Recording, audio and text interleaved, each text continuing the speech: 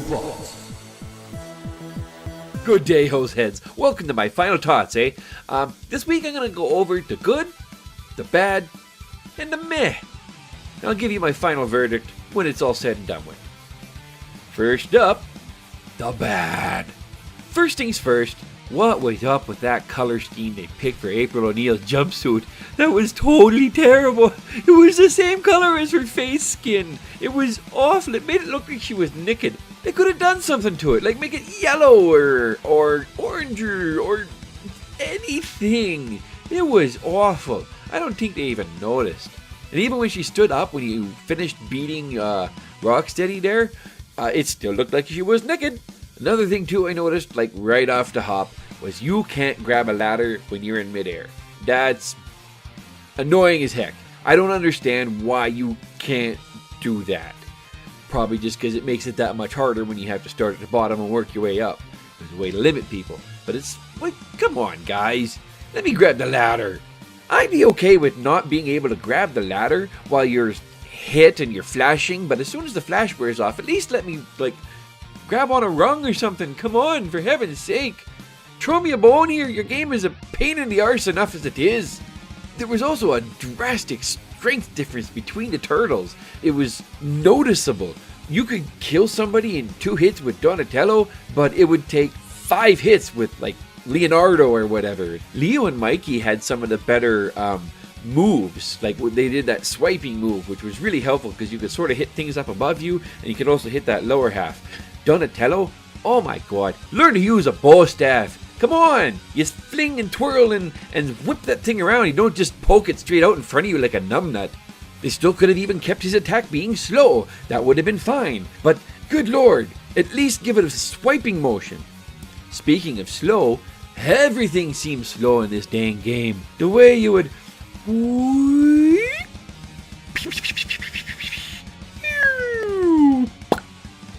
For a jump? Man, that took forever. Come on, just let me go. At least Mario was quick on that. Good lord.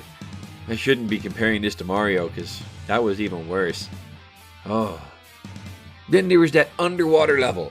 Okay, if you're going to have currents and stuff that are pushing your player around, you need to have some sort of visual cue to let them know what the hell's happening. And where it's coming from so they know how to swim against it at least. Like that was just annoying as heck. Half the time you didn't know what was going on. You could sort of tell with the little snot bubble coming out his nose. But that only worked for going one direction or the other, not if the thing was pushing you down or pulling you up. And even despite all these stupid water currents, that turtle can't freaking swim! When you hit the button, you should see his arms move and then that pushes you. He handled stupid. It didn't matter if you're pushing down on the D-pad or if you're pushing up. It didn't affect how he swam. Didn't make your strokes a little bit shallower or a bit stronger or anything. The map could also use a little bit of clarity. I think if they had a bit of a bigger map, then they wouldn't have been able to show a bit more detail of how the map is actually laid out. It just didn't seem like it was cohesive with the rest of the game. And you know, I am all for pointless dead ends as long as the player is slightly rewarded in some way, shape, or form. Something! They needed to have just this little hint as to where you're supposed to go. Like usually you have some sort of like skid marks pointing off in one direction that you could sort of follow throughout the map. Best example of that was that second stage when you had the truck. Because that was a pretty big map. You got all sorts of places you could have run, and there was a lot of dead ends there. Oh, I'm so sorry, Mom, Dad. I understand what you mean and why you got so frustrated when we had the sounds on. Because these older games, not all of them are good. You have the ones like Mystic Quest that have a really rockin' awesome soundtrack. Even back then it was good. But then there's this one that's just an annoying, repetitive pile of garbage. Oh, it aggravates me when there's a game that has a stun and a knockback on you, but the enemies don't have anything. And this is one of those. And some of these enemies were irritating, and it wasn't even just because they were designed to be really frustrating. They were glitchy as heck. Like this entire game was so glitchy. Just look at that night level where you had that box that was around the jet planes with the searchlight that was following around. Okay, and now the good. It was kind of neat how they would change the bad guys. If you went into a zone and then you left the zone and went back in, sometimes the enemies would change. Pros being sometimes that can make it easier, and cons, sometimes you can come into a complete mess where you didn't have one before. That low health warning noise, that was thankfully short. As it was, that almost sounded like it was the beginning of Darude's Sandstorm. Something else I thought was really cool, and it was an ingenious way to incorporate it into a game the way they designed it, was the way they had extra lives. It's like Donatello, when he first died, I was going through the stage, and then all of a sudden I come across this one area, and he's tied up. I'm like, oh, that's cool. So he didn't die, he was captured, and now I can free him, and he's back, and he's full health. That was an ingenious way to do an extra life. You couldn't accumulate extra ones, but at least you could revive the ones that had died. Something else that was really neat is you could actually kill the enemy bullets. That's not a common thing in a game like that. And yeah, my first official guffaw in that game was running over the Foot Clan. Oh, that was great. I really liked being able to run them over in the truck. That was so satisfying. I also have to praise the amount of variety they had in the level design for this one. Usually you only have maybe 1 or 2 different styles throughout your game, but this one had like your side-scrolling action where you were going from left to right or right to left, jumping on platforms and attacking things. That was cool. Then you also had your water level where it was kind of similar. It was the back and forth, but you were swimming, so you had a bit more of the up and down action. A lot of fun. Then they had that overworld top-down kind of stage where you were running through buildings and looking around for different places to go into. You had a truck, which was great. That helped out so much. Having the vehicle, you could shoot, you could destroy the barricades, and it added another little bit of something to the game. And even though it was pretty inconsequential, they had that rope you could throw across the roofs. You only do it in certain spots and it was automatic, but it was neat. And now, meh. Okay, I still don't know what the point of points was. They were pretty pointless. At no point in the game did the points ever accumulate to progress.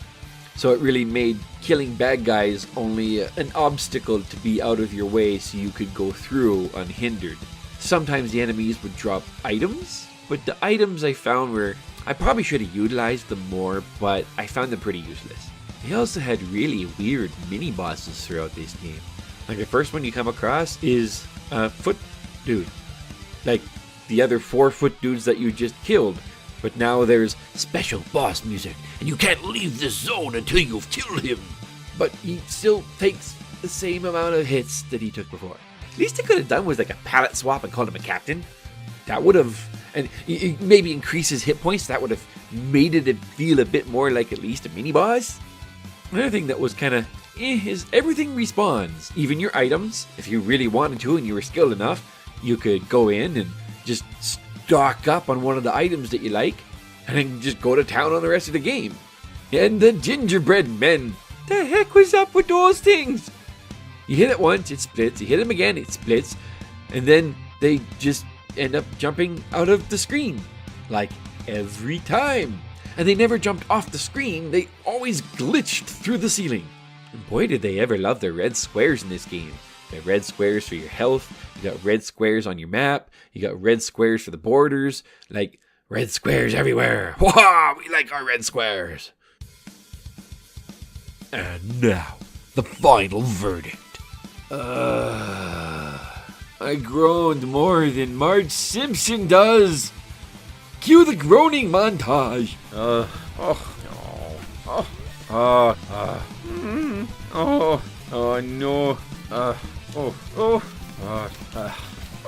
The biggest thing is it was so glitchy. It just made this game fun-free. Like, they could have done a few things to make this game a little bit more playable. Like, they could have tightened up the platforming. You know, your jumps are a little bit shorter. I also think it could have benefited a lot from a Blaster Master-esque type of treatment to it, where you did the backtracking through the levels, and you can make some of those dead ends into pathways to go forward instead of just dead ends. It could have allowed you to grab the ladder in midair. And I also think they should have had a little bit more consistency, because there's such a huge difference in what your turtle looks like. if they were all roughly the same thing. Like, even if the turtle was the same size as he was underwater, that would have been better. You could have had tighter jumps. You could have made bad guys a little smaller. You could have fit more stuff on the screen even. But then again, they were kind of having problems every time there was more than 2 freaking things on the screen. Everything was glitching out. So, Teenage Mutant Ninja Turtles for the NES gets 2 slushy yellow snowballs out of 10. Well, hoseheads, I can finally wash this foul taste out of my mouth and move on to something a little bit more interesting. Next time, we're going to be doing ActRaiser for the SNES. Well, thanks very much for joining me again this week, hosers, and I'll see you next time. Until then, take off, ya hosers.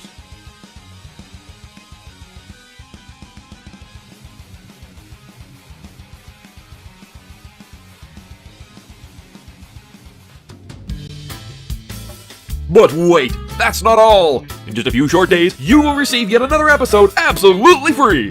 By using the patented YouTube interface, you can have unlimited access to all previous videos in the series. Act now and you can even be alerted when new episodes become available. Simply click 1-800-SUBSCRIBE. That's 1-800-SUBSCRIBE. Previously Delicious is not responsible for any butt hurt, loss of time, indigestion, ruined childhoods, loss of civility, or shattered pink glass. This is the Shredder. Listen up, Turtles.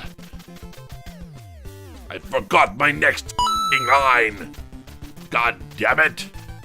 What are you doing over here? Get out of here. No. There we go. I think I finally found the groove for this voice.